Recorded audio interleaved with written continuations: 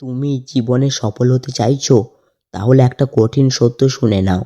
সফল পথে হাঁটতে হলে অনেক সময় তোমাকে একা হাঁটতে হবে। যখন তুমি বড় স্বপ্ন দেখতে শুরু করবে, তখন অনেক সবাই তোমাকে ছেড়ে চলে যাবে। আবার কেউ বলবে তুমি বদলে গেছো, আবার কেউ বলবে তুমি একা হয়ে গেছো। কিন্তু কঠিন সত্যটা হলো, যে মানুষ একা থাকতে শিখে যায় সে নিজের লক্ষ্যকে ঠিক রাখে, নিজের স্বপ্ন ও নিজের শক্তিগুলোকে সবচেয়ে ভালোভাবে চিনতে পারে। আজকের এই গল্পে আমি তোমাদেরকে শেখাবো কেন সফল হতে চাইলে মাঝে মধ্যে একা থাকাটাও সবচেয়ে বড় শক্তি। আজকের আমাদের গল্পের নাম হলো সফলতা পেতে গেলে একা থাকতে শেখো। তো চলুন তাহলে শুরু করি আজকের আমাদের ছোট্ট একটি গল্প। ভোরের নরম আলো ধীরে ধীরে গ্রামটাকে জাগিয়ে তুলছে। পাখির ডাক আর ঠান্ডা হাওয়া চারপাশে যেন এক অদ্ভুত শক্তি ভরে উঠেছে। সেই ভোরবেলাতেই প্রতিদিনের মতো বাড়ির ছাদে বসেছিল একটি ছেলে। তার নাম ছিল রাহুল।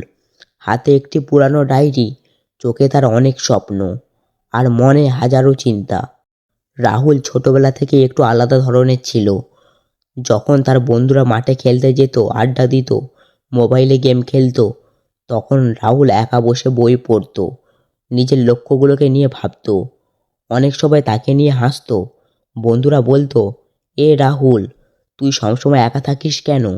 জীবনটা উপভোগ কর। রাহুল শুধু হেসে বলতো, একদিন বুঝবি কেন আমি একা থাকি। সত্যি বলতে রাহুল জানতো, জীবনে বড় কিছু করতে হলে অনেক সময় একা থাকতে হয়। কারণ এই একা থাকলে মানুষ নিজের সাথে কথা বলতে পারে, নিজের স্বপ্নগুলোকে পরিষ্কারভাবে দেখতে পারে। কিন্তু এই একা থাকার পথটা সহজ ছিল না। একদিন বিকালে রাহুল তার বন্ধুর সঙ্গে আড্ডা দিতে গেল। সবাই মিলে গল্প করছিল, হাসছিল। হঠাৎ করে এক বন্ধু বলল, তুই এত পড়াশোনা করে কি হবে? শেষে তো আমাদের মতনই চাকরি করবি। এই কথাটা রাহুলের মনের ভেতর আঘাত করল। সে সেদিন বাড়ি ফিরে অনেকক্ষণ চুপচাপ বসে রইল। রাতের অন্ধকারে সে ছাদে আকাশের দিকে তাকিয়ে ভাবতে লাগলো, আমি কি সত্যিই ভুল করছি? সবাই যখন আনন্দ করছে, আমি তখন একা কেন? কিন্তু কিছুক্ষণ পর রাহুল সে নিজেকে বলল, না, বড় স্বপ্ন দেখতে হলে একটু আলাদা করতে হয়। সবাই যেটা করছে, আমি যদি সেটা না করি তাহলে কেমন হয়? আমি যদি আলাদা কিছু করি। সেই রাত থেকেই রাহুল একটি সিদ্ধান্ত নিল, সে নিজের লক্ষ্য থেকে কখনো সরে যাবে না। দিন যেতে লাগলো। ধীরে ধীরে বন্ধুরা দূরে চলে গেল। অনেক সবাই তাকে ভুল বুঝতে লাগলো। আবার কেউ কেউ বলতো রাহুল খুব অহংকারী হয়ে গেছে। কিন্তু রাহুল জানতো সে অহংকারী না, সে শুধু নিজের স্বপ্নের জন্য সময় দিচ্ছে। প্রতিদিন ভোরে উঠে পড়াশোনা করত, নতুন কিছু শিখত, নিজের দক্ষতাকে বাড়াতো।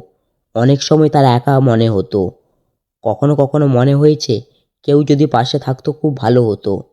কিন্তু সেই সময় একাকিত্ব তাকে খুব শক্তি গড়ে তুলেছিল। কারণ একা থাকলে মানুষ নিজের দুর্বলতাকে চিনতে পারে, নিজের শক্তিগুলোকে খুঁজে পায়। কয়েক বছর পর একদিন গ্রামের সবাই অবাক হয়ে গেল। খবর এলো রাহুল নাকি একটি বড় পরীক্ষায় সফল হয়েছে। শহরে একটি বড় প্রতিষ্ঠানে সে চাকরি পেয়েছে। যারা একসময় তাকে নিয়ে হাসতো, তারা এখন এসে বলছে রাহুল ছোটবেলা থেকে একটু আলাদা ছিল।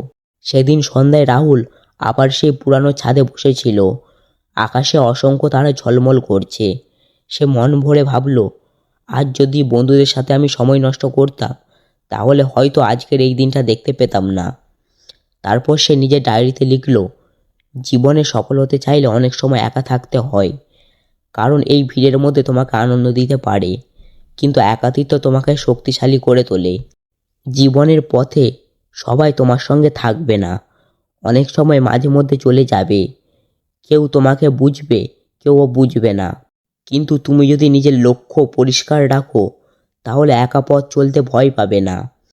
মনে রেখো, যখন তুমি একা নিজের স্বপ্নের জন্য পরিশ্রম করো, তখন ভবিষ্যতে হাজারো মানুষ তোমার সফলতার গল্প শুনতে চায়। তাই যদি জীবনে সত্যি বড় কিছু করতে চাও, তাহলে মাঝে মধ্যে একা থাকতে শেখো, নিজের সাথে সময় কাটাও। কারণ সফলতার পথে সবচেয়ে বড় শক্তিশালী হলো তোমার নিজের মন। আর সত্যি বলতে, যে মানুষ একা থাকতে শেখে সফলতা ঠিক তার কাছে একদিন আসে